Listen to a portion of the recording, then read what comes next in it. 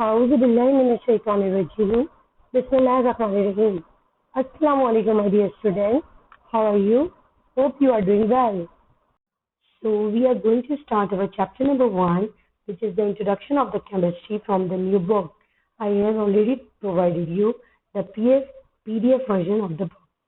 Okay, so let us start with the topics. Okay, class, what is the atomic number? Atomic numbers are simply the numbers of protons present in an atom of an element. It is known as atomic numbers. The atomic numbers of every element, whether it is present naturally or we synthesize in the lab, it is always remain the same. And in the neutral atom, the atomic number is equal to the numbers of electrons as well. Atomic number is denoted by capital Z, and it basically gives the chemical properties of an element or the periodic function of their atomic numbers. It means those who have the same atomic numbers may have the same types of chemical properties. We will discuss it in detail in chapter number 5, periodic table. What about this atomic mass? As you know, mass is the weight. So weight of the atom is the sum of the numbers of protons and the neutrons present in the nucleus of an atom. It is denoted by capital A and it is calculated by Z plus N, where Z is the atomic number and N represents the numbers of neutrons. In this picture, you can see the carbon atom is there. The element symbol is represented by capital C, whereas the atomic number is written on the top and atomic mass is written at the bottom. Another example of oxygen. Oxygen atomic number is 8 and atomic mass is 16. The chemical entities or the chemical species are those molecules. If the one molecule is chemically resembles to the another, then we will use the word chemical species. What about this ions? Ions are the atoms of a group of atoms having charge on it. The ions are divided into anions and the cations. Anions are basically the negative charge ion, which is formed by the gaining of an electron, whereas the cations are formed by the losing of electron. Here you can see the example of sodium. The sodium atom donates its electron and it gives a positive charge on it. So the sodium is known as cation, whereas the chlorine, in this example you can see the chlorine atom is basically gaining one electron and it gives the chlorine negative charge and it is known as chlorine anion. What about this molecular ions? When a molecule lose or gain electrons, it is called molecular ions.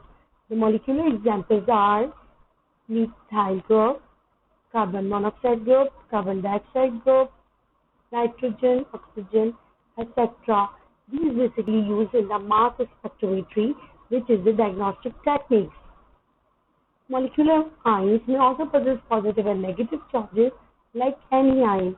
If they have the negative charge, it is known as an ion molecular ion, and if they have the positive charge, they are known as cationic molecular ions. The difference between the molecule and the molecular ions and the free radicals, atom and the ions, you can read by yourself from your book page number 19 and 20.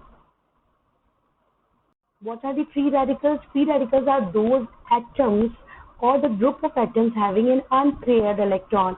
In the diagram, you can see that there is only one electron is present in the outermost shell. It means that its pair is missing. The examples of free radical are hydrogen, chlorine, and methyl group. They are formed by the homolytic breakage of bond between the two atoms take place by the absorption of the heat or light energy. The free radicals are very reactive chemical species.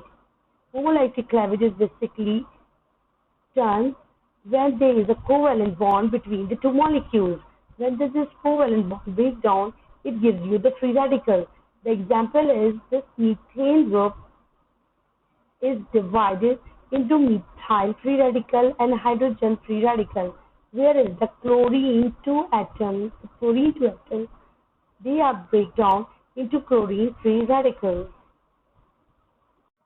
So here molecular mass and formula mass. As the name reveals, molecular mass, it means the mass of the molecule. And what was the molecule? The sum of the different atoms. So the molecular mass is the sum of atomic masses of all the atoms present in one molecule. The formula mass. The formula mass is used for the ionic compounds, and it is basically the same that the formula mass calculated by the sum of atomic masses of all the atoms in the formula unit. It is known as formula mass, and the unit for molecular mass and the formula mass is the same, which is A and U. Another thing, class, which you need to remember, that all the molecules, for all the molecules, we can write the molecular mass. But for the ionic compounds, we cannot write molecular mass. Clear? That for all the molecules which are present, which are exist in this world, we can write the formula mass for their mass. But for the ionic compounds, we cannot write the molecular mass because ionic compounds, they are dissociate into ions. So we will use the formula mass for the ionic compounds, not the molecular mass. But we can use the formula mass for all those molecules which have the covalent bonding in between them. Simple class gram atomic mass. As we name reveals that when the atomic mass expressed in grams, it is known as gram atomic mass. Simple, the molecular mass when expressed in grams, it is known as gram molecular mass. Whereas the gram formula mass is simple, that when the formula mass is right in the unit of grams, you can say it is gram formula mass. What about this mole? What is the mole? The atomic mass, molecular mass, and the formula mass of a substance. When expressed in grams, it is known as mole, or a mole is defined as an amount of substance containing equal to the Avogadro's number 6.02 into 10 to the power 23. And class, what is this Avogadro's number? Basically, it gives you the amount or the numbers of atoms present in any of the molecules.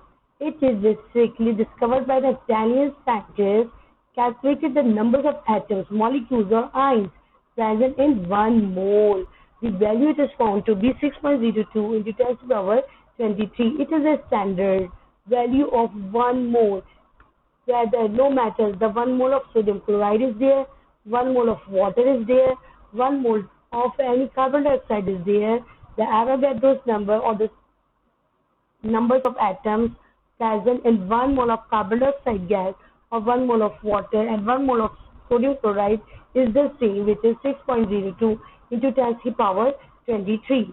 Its formula is the numbers of atoms is equals to any representing the Avogadro's number multiplied by mass in grams divided by the atomic mass. Class, remember that mass in grams divided by the atomic mass is the formula of number of moles. The number of moles when multiplied by Avogadro's number, we can easily find out the numbers of atoms or the number of the molecules in 1 mole of any element or compound.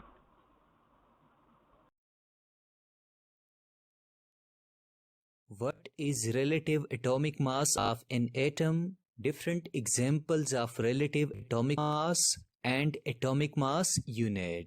Before starting the lecture, click on the subscribe button and get access to our 100 of conceptual lectures for free. Firstly, understanding the easy concept of relative mass and standard unit. Let me ask you, how can you find the mass of 1 kg vegetables? Well, you put 1 kg stone at one side of the balance and vegetables at another side of the balance. When both sides are in equilibrium, we say that the mass of vegetables is equal to 1 kg. Now listen carefully. The mass of vegetables is relative because it is compared to 1 kg stone. Secondly, 1 kg stone is a standard unit which is used to measure the mass of different things.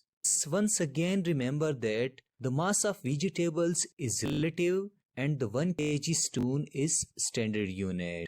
Now let me ask you, can you find the mass of a single atom using this balance? Well, the answer is no. You cannot find the mass of an atom using this balance or standard unit 1 kg because atom is very small. Now, how can we find the mass of a single atom? Well, consider a single atom of carbon-12. Why we call carbon atom as carbon-12?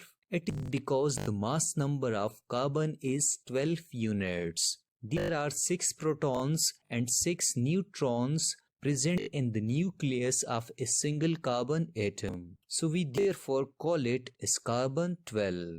Now let's consider a balance. Let I place 2 same atoms of carbon-12 in the either side of the balance. We see that it is in equilibrium because the mass number of this carbon is 12 and we also know that the mass number of this carbon is 12. Now consider that I cut or divide this carbon-12 atom into 12 equal parts or 12 equal units. Here, why I am dividing it to 12 units? Well, I therefore divide carbon into 12 equal parts or units because its mass number is 12. Now let me again ask you, is the balance still in equilibrium? The answer is yes, because all these 12 units still make up a single carbon atom. The another question you should learn is, can we say that a single atom of carbon is equal to 12 units? Well, the answer is yes. We can say that there are 12 units in a single carbon atom. Let me repeat this important statement. There are 12 units in a single carbon atom. Or you can say that the mass of a single carbon atom is equal to its 12 units. Now we will use these small units of carbon as standard unit to measure the masses of different atoms. For example, consider a single atom of oxygen at one side of the balance and 12 units of carbon at another side. We observe that oxygen atom is heavier. We will add 4 more carbon units to this side and the balance get equilibrium. Thus we say that the mass of a single oxygen atom is equal to 16 units of carbon. Secondly, consider a single atom of sodium at one side of the balance and 23 units of carbon at another side. As a result, the balance get equilibrium. Thus we say that the mass of a single sodium atom is equal to 23 units of carbon. Thirdly, consider a single atom of nitrogen at one side of the balance and 14 units of carbon at another side of the balance. Well, the balance will get equilibrium. Thus we said that the mass of a single nitrogen atom is equal to 14 units of carbon. Now listen carefully. We know that the mass of a single oxygen atom is equal to 16 units of carbon. We call this as a relative atomic mass of oxygen because compared with or measured against carbon units. Similarly, the relative atomic mass of sodium atom is equal to 23 units of carbon and relative atomic mass of nitrogen atom is equal to 14 units. Therefore, the masses of these all atoms are called relative atomic masses. Now, what is atomic mass unit or AMU? Well, again consider the previous example. We have learned that the mass of a single carbon atom is equal to its 12 units. You can say that we have divided the mass of a single carbon atom into 12 equal parts. Now, if I take only one part or 1 unit of carbon out of these 12 units, we call this single unit of carbon as 1 atomic mass unit. Let me repeat this important statement. We call this single unit of carbon as 1 atomic mass unit or 1 AMU. Thus, when you read or listen 1 AMU, think that it is a single unit of carbon and it has been taken out from 12 units of carbon. Secondly, 1 AMU is equal to 1 upon 12 parts of carbon atom. Because 1 AMU, 1 atomic mass unit, is the 12th part of a single carbon atom. We know that kg is the standard unit of mass. Similarly, 1 AMU is the standard unit of atomic mass. Now we have to modify the relative atomic masses.